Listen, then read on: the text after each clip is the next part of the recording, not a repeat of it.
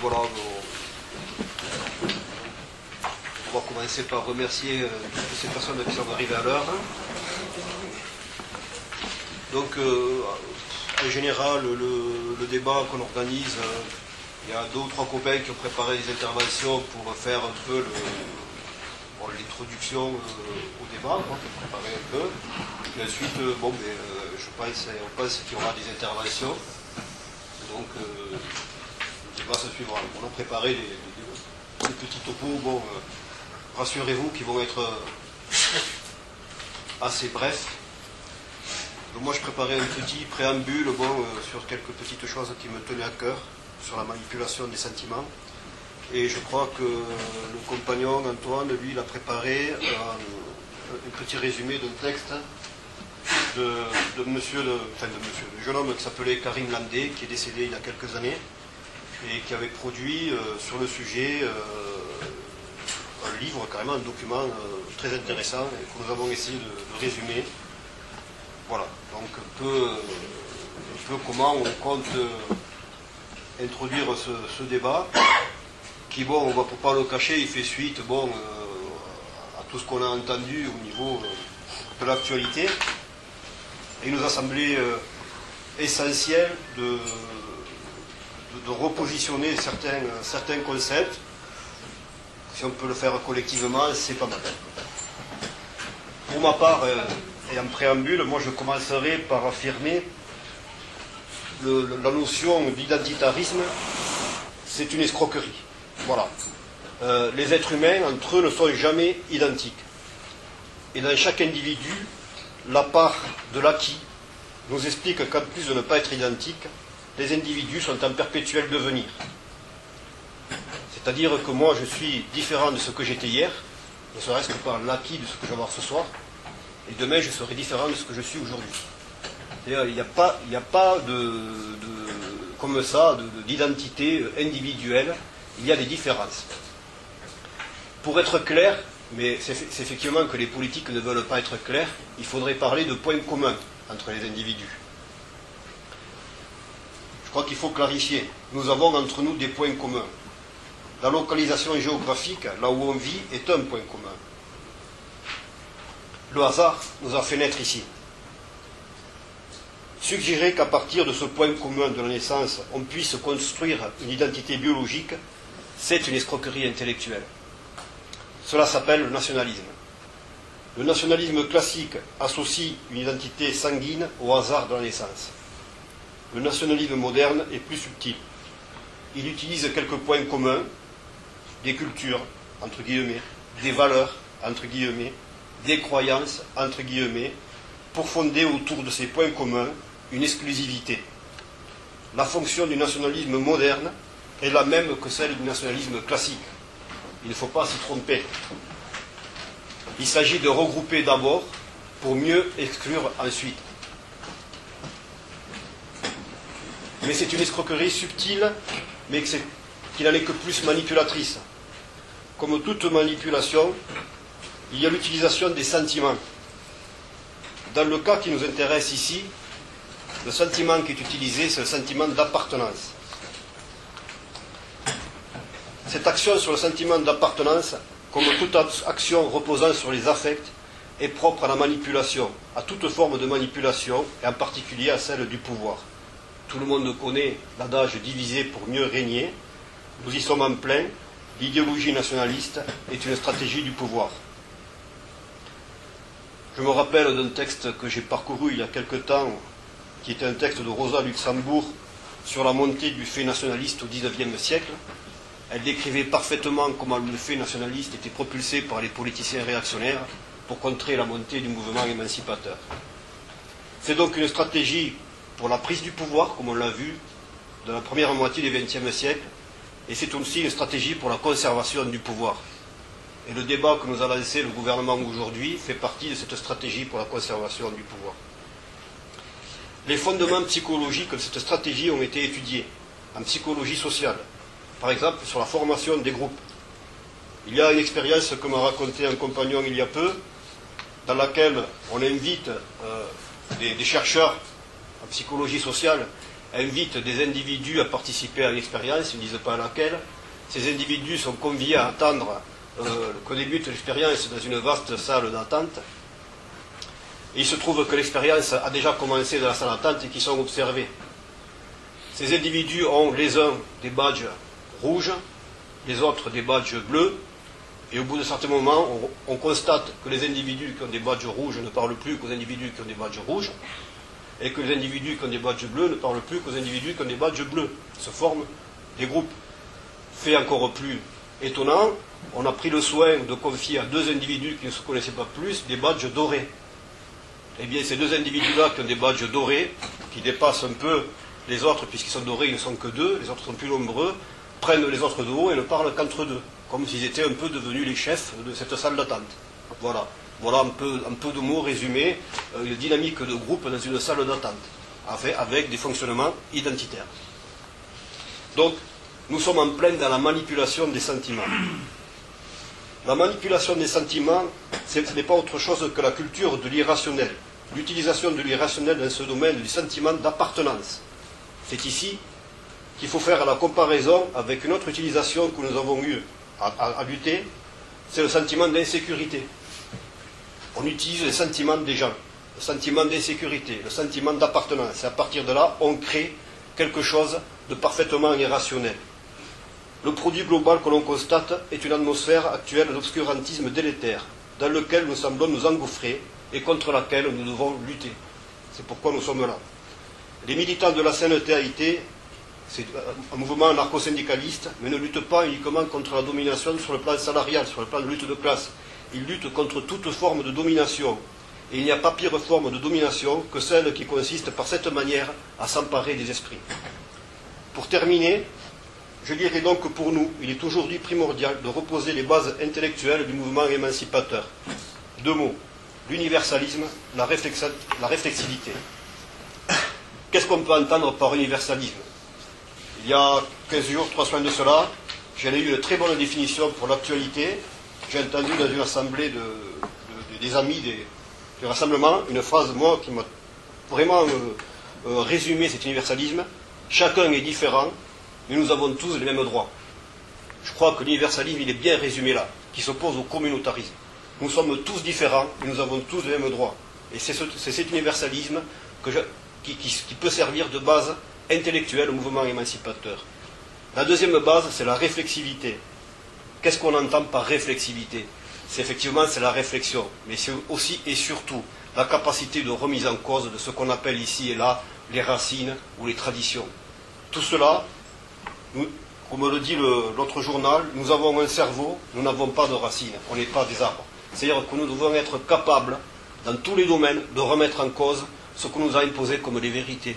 Les vérités d'aujourd'hui sont les erreurs de demain. Voilà. Donc, il faut avancer avec des bases générales, qui ne sont pas spécifiques au mouvement anarchiste, mais qui sont des bases qu'il faut défendre pour pouvoir laisser se développer un mouvement émancipateur fort dans le monde. Si on ne défend pas ces bases-là, qui sont essentielles à notre survie intellectuelle, eh bien nous sombrerons dans l'obscurantisme. Et c'est contre cela aussi que nous entendons lutter. Je laisse ma parole à mon compagnon. Oui. Tu as parlé d'universalisme. Moi, j'appellerais cette intervention cosmopolitisme. Et c'est la position des anarchistes par rapport au nationalisme. On peut la résumer en un seul mot. Alors, pourquoi ce débat ce soir? Il faut rappeler un peu l'actualité. Le titre, c'est ni identité nationale, ni identité régionale. Et effectivement, dans l'actualité récente, il y avait au moins 2 séries de faits qui sont, pour certains, beaucoup plus graves qu'on veut le dire. Le premier, c'est ce débat sur l'identité nationale, qui, tout le monde l'a vu, bon, il est soi-disant fini, mais à mon avis, c'est un tournant, un cap qui a été franchi, et qui va avoir des résultats assez catastrophiques dans la durée, et on ne mesure pas assez les effets de ce débat. Sur le plan très factuel, comme ça, journalistique, on a vu des réflexions racistes, clairement, lancées par des ministres, des gens qui représentent donc l'État, et sans que rien ne leur arrive après, qu'ils ne soient même pas sanctionnés. Alors je vais rappeler juste quelques réflexions. Nadine Morano, qui définit un bon musulman, c'est un type qui déjà cherche un travail, qui trouve un travail, et qui ne met pas sa casquette à l'envers. Hortefeux, avec sa réflexion que ça va, mais quand il y en a trop que le problème se pose. Là aussi, c'est un ministre soi-disant de la République qui soi-disant est égalitariste, et ça passe. Bon, nous, à la limite, on s'en fout un peu des représentants de l'État, mais le problème, c'est que ça a un effet symbolique très important par rapport à la population. Ça déculpabilise énormément de racistes, puisque ça devient une opinion qui peut être tenue sans aucune sanction. Et à gauche, Manuel Valls, qui, quand il fait visiter sa ville, je crois que c'est Évry, à la télé, oublie que la télé est là, et il dit « Ah non, mais quelle belle image de la ville, parce qu'il n'y avait que des Arabes et des Noirs, et il nous faut des whites, des blancos, des blancs. » Bon, alors, plein de gens, dans la presse, quand on en parle, on dit « Oui, il y a eu un dérapage, une dérive, un excès. » En fait, ce n'est pas un dérapage. C'est logique, c'est un aboutissement logique de la logique nationaliste. Donc, ce n'est pas quelque chose qui est un excès momentané, c'est prévisible que ça se passe comme ça, soit dit, et c'est même étonnant qu'il n'y en ait pas eu plus de ce genre de réflexion. Au niveau toulousain, évidemment, c'est beaucoup plus sympathique, c'est l'Occitan, ça paraît moins grave, moins menaçant, donc il y a eu déjà cette histoire de métro avec les noms des stations en Occitan. Bon, sur la forme, ça ne correspond pas à une demande populaire. Il n'y a pas eu une manif de 500 000 Toulousains qui réclament l'Occitan dans le métro. Donc c'est un petit lobby qui, de manière autoritaire, par ses relations et par le petit nombre de voix qui peut faire basculer l'élection municipale, a réussi à imposer ce qu'il appelle régionalisme et qu'on peut appeler micronationalisme. Et d'autre part, juste une petite info dans la dépêche. Qu'est-ce qu'on apprend? Qu'il y a maintenant une agence d'intérim occitaniste qui a ouvert, qui réserve les emplois, alors qu'il y a un chômage fou, qui réserve les emplois à ceux qui parlent occitan. Bon, là aussi, ça paraît minoritaire, sympathique, mais il faut savoir qu'en Espagne, c'est allé beaucoup plus loin, cette logique-là, jusqu'à l'exclusion de ceux qui ne parlent pas la langue du coin. Donc, est-ce que c'est la même chose? Est-ce qu'on peut penser que ce micronationalisme est la même chose que le nationalisme français? On peut, bon, le premier paraît folklorique, mais je vais essayer de montrer qu'au niveau des idées, de l'orientation idéologique, c'est la même chose. Voilà. Alors, face au nationalisme, comment ça se passe? Il y a, si on prend ce qu'on appelle les forces du progrès, il y a plusieurs positions à gauche, disons. Il y a des gens qui disent on n'est pas nationaliste, mais on est patriote. Une belle nuance. Donc quand on essaie de comprendre un peu c'est quoi, ils disent c'est le patriotisme c'est l'amour des siens et le nationalisme c'est la haine des autres. Or on va essayer de montrer que l'un mène forcément à l'autre. On ne voit pas comment on peut aimer les siens sans un peu sentir supérieur aux autres et dénier des droits aux autres. Et là j'aimerais citer une petite image de Deleuze. Il donne une définition, ce qu'il appelle lui la différence entre un homme de gauche et un homme de droite. Bon, gauche pour lui c'est pas la gauche, c'est pas les partis de gauche. Ça voulait dire une sorte d'homme qui lutte pour l'émancipation. Bon. Et il définit que c'est pas une question de jugement, de valeur, de dire moi j'ai des valeurs de gauche, des valeurs émancipatrices, et les autres ils ont des valeurs conservatrices. Pas du tout, il dit c'est une question de perception. Un mec de droite se dit moi, ma famille, mon quartier, ma ville, puis il va un peu plus loin, mon pays, mon continent, l'Europe, et éventuellement, à la fin, il pense un peu au monde. Et celui qui a une position émancipatrice pense exactement l'inverse. Il démarre par le monde. Il pense qu'il est un citoyen du monde. Qu'il est un citoyen du monde, et après, il raisonne en sens inverse pour arriver jusqu'à son petit patelin, son petit quartier et sa petite famille. Et donc, un patriote, où le classer? Il est forcément dans la position de celui qui démarre de sa petite patrie, de son patelin, de son terroir. Après, il y a la position internationaliste. Internationaliste, ça paraît déjà beaucoup plus sympathique, plus humaniste. Bon, on connaît, c'est la position de Jaurès, il défendait, même Lénine, mais d'un point de vue tactique, le défendait. Mais internationaliste, ça veut dire qu'on accepte les nations, mais on veut entre les nations des bonnes relations. On ne s'attaque pas au principe national lui-même. Et puis, il y a notre position, qui est un anationalisme, comme il y a un anarchisme, ou on peut le dire autrement, un antinationalisme. Ça c'est la version négative contre quoi on est, contre le nationalisme. Mais il y a une version positive, c'est le cosmopolitisme. J'aimerais lire une petite citation de l'encyclopédie anarchiste qui définit le nationalisme. Alors, je cite, les nations sont des réalités, des faits. Bien entendu, constater un fait ne signifie pas le justifier. Bon, ça, c'est important pour la suite. Souvent, les nationalistes prennent le fait pour une valeur, prennent le fait d'être français pour une position politique. Bon, on va revenir là-dessus. Les religions, les épidémies sont également des faits. Et leur existence ne justifie pas pour autant. Le mot cosmopolitisme, pris dans son sens étymologique, à peu près a la même signification que celle que nous donnons au mot anationalisme. C'est ce qu'on vient de dire. Les anationalistes représentent la Terre comme une unité, comme un tout, appartenant à tous les terriens. Si dans une région il existe des matières premières inutilisées par les indigènes, nous pensons que ceux-ci n'ont pas le droit d'empêcher que des étrangers utilisent ces richesses naturelles. La nécessité d'utiliser d'utiliser les richesses naturelles de toute la Terre. Elle exige la disparition des nations souveraines et la soumission de tous les hommes au principe de la raison. Par suite, nous considérons comme réactionnaire la politique qui consiste à prôner l'indépendance des nations, l'autonomie des peuples, la conservation des mœurs, des cultures et des langues nationales. Ça, c'est la position anarchiste de la nationalisme. Bon, alors pourquoi on est antinationaliste? Parce que là, on dit ce qu'on est, mais on voudrait un peu expliquer pourquoi. Bon, je ne peux pas rentrer dans un gros débat sur le nationalisme parce que c'est une notion extrêmement difficile à définir, même si elle paraît claire. Les historiens, les philosophes ne sont jamais arrivés à une définition sur laquelle tout le monde est d'accord. Mais on peut, juste pour pouvoir discuter, donner une petite définition minimale qu'on pourra débattre par la suite. C'est quoi la nation? C'est une construction imaginaire, je dirais après pourquoi imaginaire, qui part d'un fait sélectionné, parce qu'elle ne prend pas n'importe quel fait, et le transforme en norme d'un côté et en objectif politique de l'autre. On va essayer de voir un peu point par point pourquoi un fait sélectionné. Bon, là je ne vais pas parler longtemps, je fais confiance à un spécialiste, Ernest Renan. Alors je vous lis la phrase. L'oubli, et je dirais même l'erreur historique, sont un facteur essentiel de la création de la nation. Et c'est ainsi que le progrès des études historiques sont pour la nation un danger. Donc déjà, un théoricien du nationalisme reconnaît bien que c'est une construction mentale, une sélection de faits, et il vaut mieux mentir, faire oublier la vérité historique pour pouvoir construire ce sentiment national. La nation française, on le sait, par exemple, pendant longtemps, il n'y avait pas de sentiment national en France.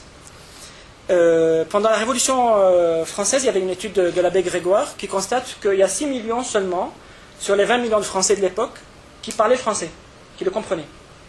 3 millions seulement sont capables de tenir en conversation. Donc personne ne se sentait français. Et donc on arrive à quoi? Que le nationalisme, bon, une thèse un peu paradoxale, c'est que le nationalisme précède la nation. C'est l'idée de créer un sentiment national, de le défendre, de sélectionner une langue, parfois de la construire de toutes pièces parce que le pays est émietté en patois, etc., précède la nation. Alors on peut dire donc effectivement que l'État français, la nation française, a essayé de lutter contre les langues locales. Donc, en ça, les occitanistes ont raison. Le problème, c'est que les occitanistes font la même chose. Ça veut dire que l'occitan n'existe pas. C'est un produit chimique, de synthèse. En réalité, il y a énormément de patois différents qui eux-mêmes le reconnaissent et ils ont dû construire une langue qu'ils ont transformée en norme et qui elle-même opprime les autres variantes. Et là aussi, a créé un sentiment national. Bon, là, c'est d'appartenance locale. Alors, donc c'est un fait sélectionné, inventé, on crée un imaginaire, et après, on le transforme, c'est là l'étape qui nous énerve un peu le plus, en norme politique. C'est-à-dire, pour nous, aucun fait historique n'est une norme en soi. On ne peut pas dire c'est comme ça, donc c'est super, et on va... chaque fait doit être, de notre point de vue, être critiqué, évalué, et on décide par l'utilisation de sa raison, par rapport à des critères de justice, si c'est bien ou mal. Mais on ne peut pas dire, on est français, donc c'est bien. Mais non, on va voir. Comme disent les politiques, il y a un droit d'inventaire. Donc on va passer à l'inventaire, tout ce qui existe historiquement, et voir. On ne peut pas adhérer, a priori, par le fait qu'on soit né, au fait d'être occitan ou français. Et, en fait, autrement dit, ce n'est pas le fait d'être né quelque part qui doit provoquer notre position politique. Par exemple, si on est occidental, c'est pas pour autant, on est français ou occidental, qu'on est pour la colonisation. dans les années 50. Si on est musulman, né dans une famille musulmane, ça ne veut pas dire qu'on est pour le voile. Si on est du Sud, ça ne veut pas dire qu'on est pour les dictatures, alors qu'elle appartient à la culture de notre pays. Mais non. Une position émancipatrice, c'est de ne jamais déduire quoi que ce soit d'un fait. Or, le nationalisme ne fait que ça. En réalité, c'est une sorte de bêtise intellectuellement. C'est en train de dire, je suis comme ça, je suis né là, donc j'ai raison et je vais lutter pour que ça dure. Après, quand on dit c'est une norme, le nationalisme prend, en fait, comme tu disais tout à l'heure, la réalité est une sorte de flux mouvant. Tout change tout le temps. Et surtout, ce n'est pas un phénomène pur. Il y a plein de contradictions. Dans un pays, il y a plein de groupes différents, plein de langues, plein de mœurs. Le nationalisme homogénise tout ça, essaye de créer un groupe homogène, et le fiche dans le temps, et décide que c'est comme ça, et l'empêche en fait d'évoluer et d'exprimer sa complexité. Là aussi, on est complètement opposé à tout ça. Nous, on pense que la société doit être libre, qu'il ne doit pas y avoir une homogénéisation forcée. Et souvent, le problème, c'est que l'homogénéisation et le fait de figer comme ça l'histoire, c'est la condition d'exercice de pouvoir. C'est pas complètement par hasard qu'on essaye de créer une identité nationale, une identité régionale, c'est pour justifier le pouvoir. À ce propos, petite parenthèse, pourquoi la gauche du gouvernement, depuis quelque temps, est devenue plus ou moins ouverte au localisme, au régionalisme. Et en fait, ça s'explique par le fait qu'elle perd les élections présidentielles et nationales assez régulièrement depuis une bonne vingtaine d'années. Le PS est devenu un parti de notables locaux qui dirigent des mairies, des conseils régionaux. Et c'est à partir de là qu'ils se sont saisis de la question régionale et ils décident de la pousser à bout pour pouvoir avoir leur petit fief. Et donc c'est aussi un calcul politicien. On voit bien que c'est une manière d'exercer le pouvoir. Enfin, le nationalisme, pourquoi on n'est pas d'accord? Parce qu'il enferme l'individu dans sa culture. Lévi-Strauss disait, une culture, c'est un enfermement, c'est une prison. Et les nationalistes parlent souvent de droit à l'autodétermination des peuples. Nous, on pense qu'il faut défendre le droit à l'autodétermination des individus dans le peuple, dans leur culture. C'est ça la seule valeur émancipatrice. Enfermer quelqu'un parce qu'il est musulman dans ses traditions, parce qu'il est chrétien dans ses mœurs actuelles, parce qu'il est français, c'est la négation de l'individu. Or, pour nous, ne peut naître... la seule liberté, c'est la liberté individuelle de choisir, de construire son identité, de passer un contrat social, un droit d'association libre et de sécession. On peut décider d'être un traître à sa patrie si celle-ci fait des saloperies. Or, elles en font toutes chaque fois qu'elles le peuvent. Après, une dernière chose, l'exclusion. Quand on définit nous, les nôtres, forcément on exclut les autres. À ce propos, j'aimerais lire là aussi Fernand Pelloutier. Là aussi, c'est bref. Le nationalisme revendique le droit des peuples à être exploités par leur propre classe dominante et par des oppresseurs de leur propre pays. Parce qu'à part exclure les autres, à part la haine de l'autre, il y a aussi la négation de la division en classes de la société. Ça veut dire que moi, si je suis français, je dois être très très très très proche du patron français que je côtoie et opposé, par exemple, à l'ouvrier allemand ou algérien, alors que moi aussi je suis ouvrier. Et pour nous, donc c'est aussi une ruse, c'est une manière de lutter, c'est une manière réactionnaire de s'opposer à la lutte des classes. Donc ça, c'est pour résumer rapidement la position anarchiste sur le nationalisme. Après, j'aimerais dire juste un mot sur l'occitan. Bon, on a dit que c'est une langue, l'occitan et toutes les langues régionales. On a dit que c'est une langue fabriquée, chimique, partout, hein, en Bretagne aussi. En Corse, il n'y a pas d'écriture, donc ils ont dû en inventer une pour l'apprendre dans les écoles. Souvent, c'était une langue, effectivement, ils ont raison, ceux qui la défendent, à une époque, c'était une langue populaire. Mais elle n'est plus du tout. Les classes populaires ne parlent pas occitan, ou corse, ou breton. C'est des gens de l'élite qui ont essayé de la reconstruire. Et on retrouve ici la même analyse qu'on a fait sur le nationalisme. Ça sert aux mêmes objectifs, je ne vais pas redévelopper.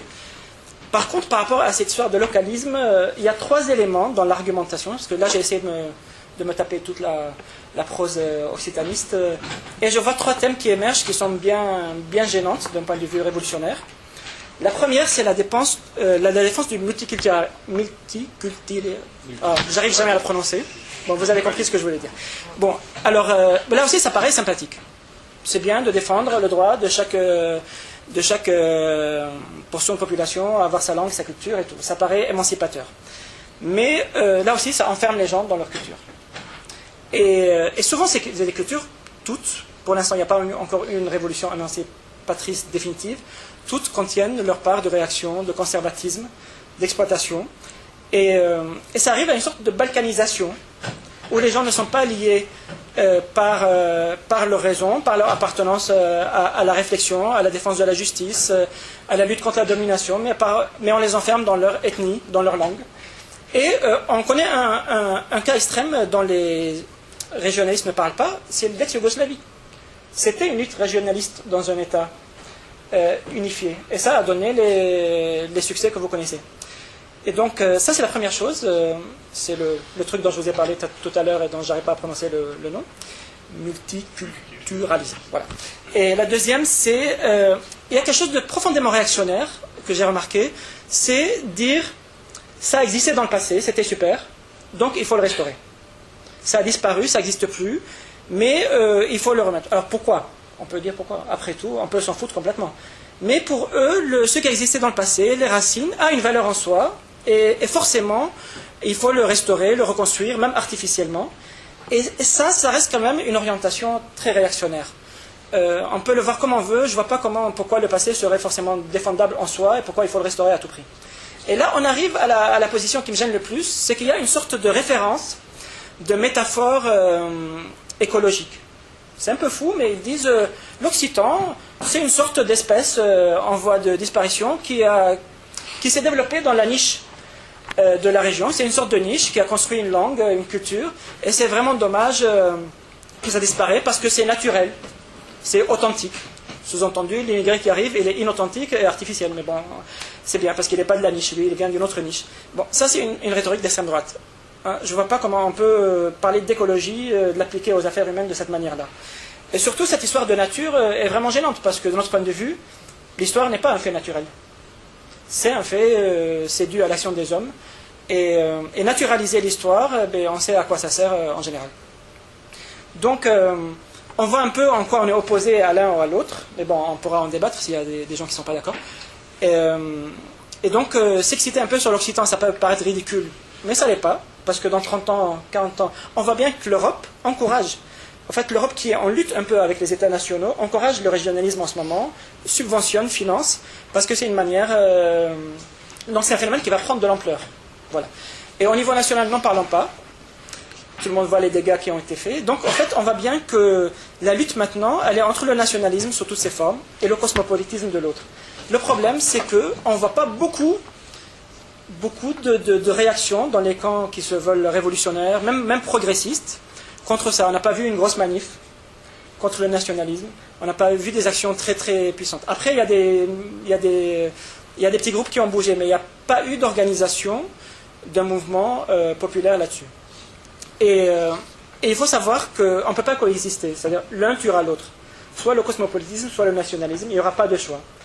Et j'aimerais finir sur un slogan de Malatesta, qu'on peut reprendre et qui date des années 20-30. C'est « Guerre au patriotisme, abolition des frontières et fraternité entre les peuples ». Sachant que quand il y aura une fraternité entre les peuples, il n'y aura plus de peuples, mais il y aura vraiment une cosmopeuple. Voilà, merci.